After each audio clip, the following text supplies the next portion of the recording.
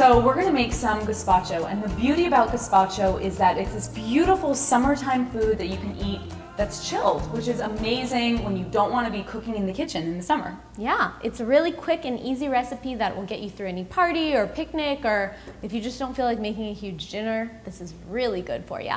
And it really takes just a few ingredients, so we're gonna start with just chopping a few things up, putting it all in the trusty Viti, and then we have soup.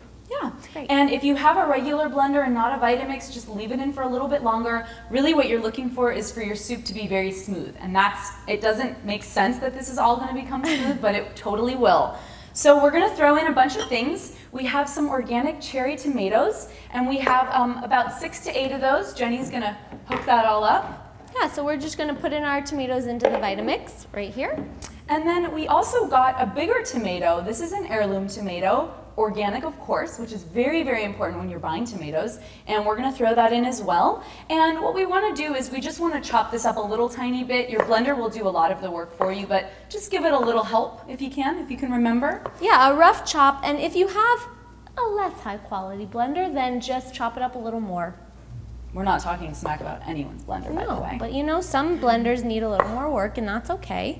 Just making it fair. And so putting those in. Gazpacho didn't really have any tomatoes in it up until the 1700s, because tomatoes were thought of in Europe as a poisonous nightshade.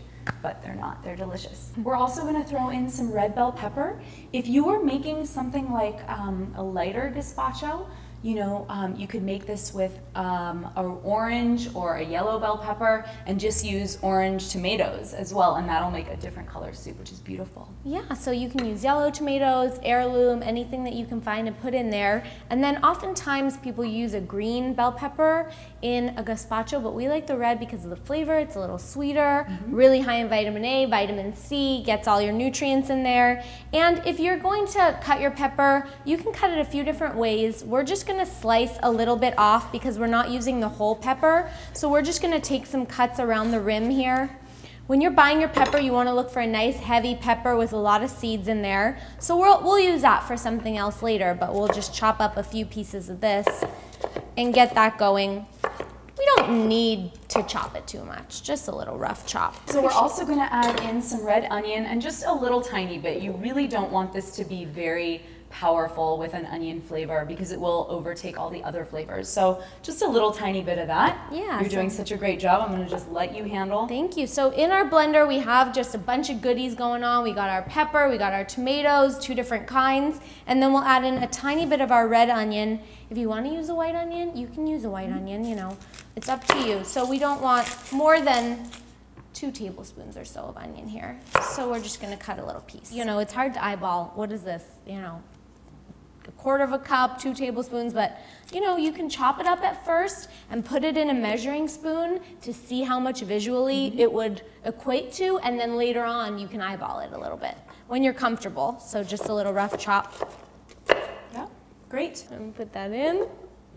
And then we're gonna put in some roasted garlic.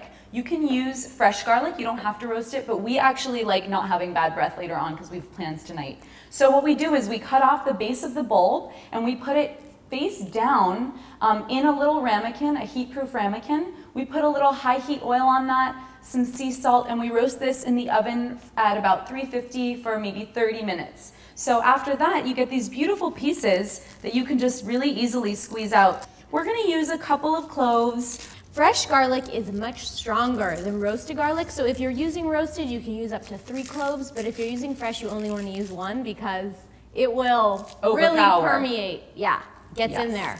So we're going to use 3 cloves of the roasted garlic. Throw those in. And we're also going to put in some orange juice. We could have bought a little jug of orange juice, but it's so much better to buy a fresh orange and use it straight out of the orange, because once you juice an orange and once it's put into its container, it starts depleting its vitamin content. So we're just going to put it fresh right in there. Yeah, we want all of our vitamin C in this, and we only need about 1 teaspoon of orange juice. So just cut off to the off center, and then you'll get your little piece that you can just directly squeeze right into the blender or on yourself like I'm doing right now. Getting a little orange bath. It smells really good. And a lot of vitamin C in here, a lot of vitamin C in the peppers, so it's an immune boosting little soup as well. That's for sure. We're also gonna put in 3 tablespoons of olive oil and a couple different ingredients that are already in here. We're gonna put in some cooking sherry. It smells so good. I love it.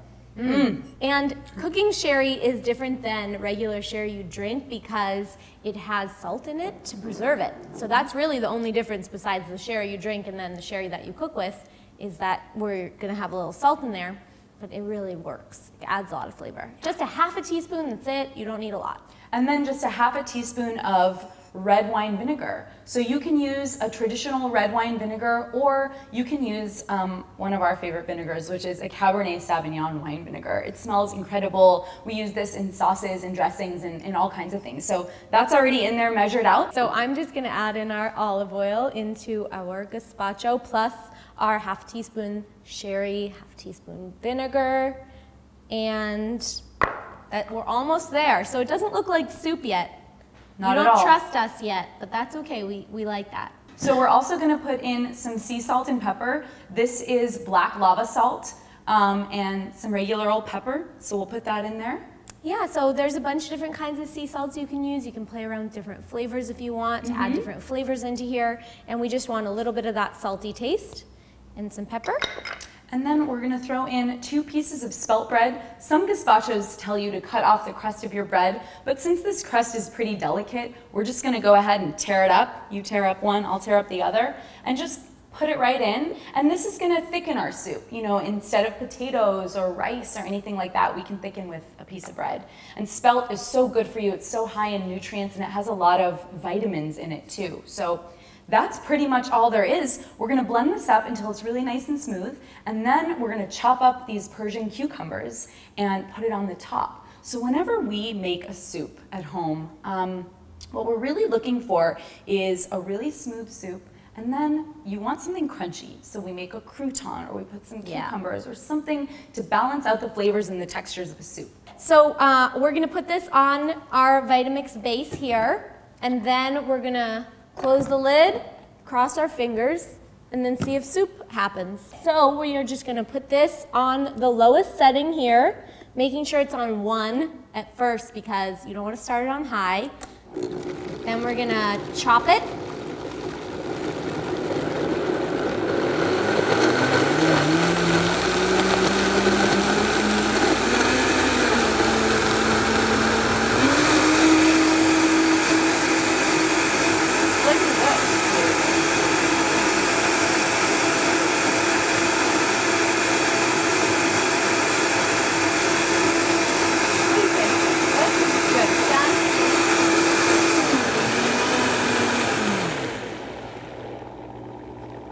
How fast is that? It's unreal. That is really fast, and it is really smooth and beautiful and creamy, and it took about, what, 10 seconds? We made this amount of soup with just half a pepper, a few tomatoes, so it doesn't yield a ton, and this is good for 2 to 4 people depending on if you're serving it as an appetizer or if you want to have it as a main course, you might want a little bit more. Yeah, you can double this recipe very easily. If you don't have a big blender, just do it in 2 batches. And also, it's really fun to serve gazpacho in little shot glasses at a party for an appetizer. You can pre-pour them, keep them in the refrigerator on a tray, and just bring them out for your guests. So fun and cute. Yeah, and gazpacho develops the flavors over time, so this is actually going to be a lot better in a half an hour if we were to chill it out a little bit. And for now, we're just gonna. We're hungry. We're hungry. We want to do this, not wait. So then you can see the color looks nice and creamy and orange.